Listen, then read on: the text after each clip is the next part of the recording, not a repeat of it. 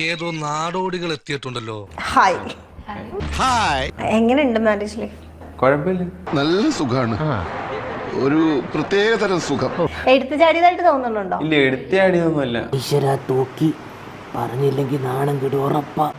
ഞങ്ങളുടെ ഇഷ്ടമല്ല ഞങ്ങൾ കല്യാണം കഴിക്കുന്നത്. ആ ഒരു ഇത് അപ്പൊ അഭിനയല്ലേ, ശരിക്കും പട്ടാണല്ലേ? ഈ എത്ര നാളെ നിങ്ങളുടെ ലവ് സ്റ്റോറി അപ്പോ? 3 വർഷം. അതെ, ഇപ്പൊ 2 പുതുതായിട്ട് ചെയ്യാൻ പോകുന്നു. ഒന്ന് നെടുമങ്ങാട്, ഒന്ന് കാക്കനാട്. 3 വർഷം എന്ന് പറയുമ്പോൾ 15 ഇയേഴ്സിൽ സ്റ്റാർട്ട് ചെയ്തു. നിന്റെ ബുദ്ധി വിമാനമാണല്ലോ. വിമാനമല്ല, റോക്കറ്റ്. എങ്ങനെയാ ഫസ്റ്റ് തൊട്ടൊന്ന് പറയോ ലവ് സ്റ്റോറി? ഒരു കഥ കേട്ടിട്ട് കുറച്ച് നാളായി. നല്ല മൂഡ് പറവച്ച. ലവ് സ്റ്റോറി പറയാൻ എന്റെ വീടിനടുത്തുള്ള എനിക്ക് അറിയാം. ആയിക്കോട്ടെ. അപ്പം കല്യാണത്തിന് വെച്ച് കണ്ടപ്പം ഞാൻ ഇങ്ങനെ ട്രൈ ചെയ്തായിരുന്നു. ട്രൈ കണ്ട അവള് വീണു. അയ്യോ പാവം, കണ്ണിലെന്ന് തോന്നണം. എങ്ങനെ ട്രൈ ചെയ്തേ? എന്താ സംഭവം പറ കേക്കട്ടെ. ചുമ്മാ നോർമൽ എല്ലാരും നോക്കുന്നവരൊന്നും വായി നോക്കി.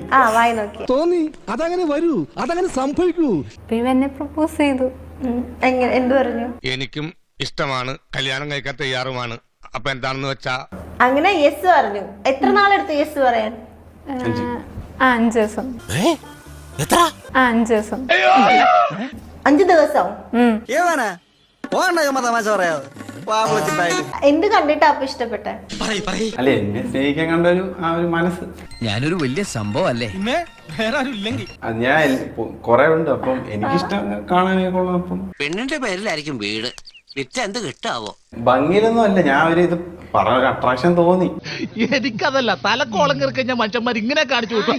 പക്ഷെ വീട്ടിൽ മനസ്സിലായി സംഭവം എന്തുവാന്ന്. അങ്ങനെ ഒരു ദിവസം ഞാനങ്ങ് സമ്മതിച്ചു, എനിക്ക് അവനെ ഇഷ്ടമാന്ന് പറഞ്ഞു. വാഴയും വെച്ചാ മതിയായിരുന്നു. അപ്പൊ നല്ല അടി കിട്ടി. അടിയിട്ടേ. പിന്നെ കമാന്നൊരു അക്ഷരം ഞാൻ കേട്ടില്ല. എന്നിട്ട് പിന്നെന്നും അടി കിട്ടാൻ തുടങ്ങി. ആർക്കായാലും സംശയം തോന്നാം എനിക്ക് എന്താ വേറെ പണിയില്ലേന്ന്. ഞങ്ങളും ചോദിച്ചു. അത്രയ്ക്കുള്ള ഇത് മെച്ചൂരിറ്റി ഒന്നും ഇല്ലല്ലോ. അപ്പം ഇവൻ പൊട്ടനാണോ?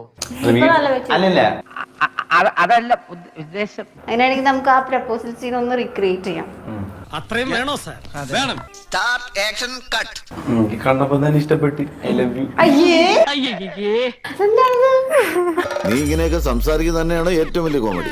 എന്നാ പിന്നെ ഞാൻ ഇറങ്ങട്ടെ, എന്നിട്ട് ഒരുപാട് കാര്യങ്ങൾ ചെയ്തു തീർക്കാനുണ്ട്.